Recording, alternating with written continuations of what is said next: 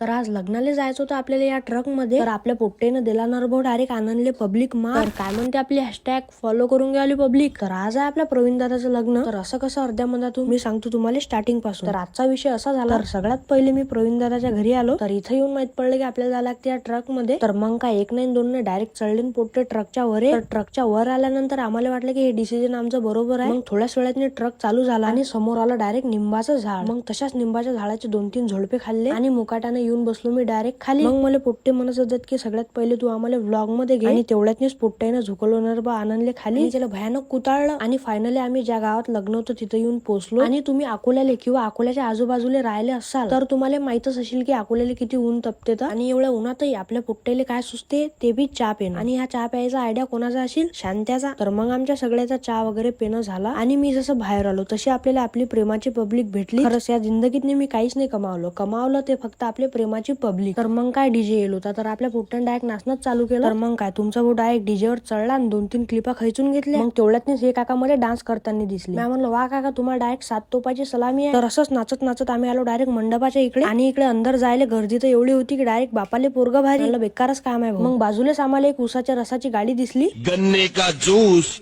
बड़ा गिलास 20 रुपए का, इधर चले आइए. मग असाच आपला रस निपटवला आणि इकडे डायरेक्ट लग्न लागायला सुरुवात झाली. लग्न लागल्याच आम्ही स्टेजवर आलो, फोटो वगैरे काढले. तर मग राहिलंच काय आपलं जेवण. तर जेवणही करून घेतलं. तर माझ्या बरोबर जेवण होतही नाही, तर गावातल्या पोट्टेला माहित पडलं की मी इथे येला. केलीन भाऊ डायरेक्ट पोट्ट्यानं गर्दी. तर असं करत करत मी आपल्या सगळ्याच फॉलोअर्स मित्राला भेटलो. तर जाता जाता माझ्या एवढंच म्हणणं आहे, आपल्याला लवकर फॉलो करून घ्या.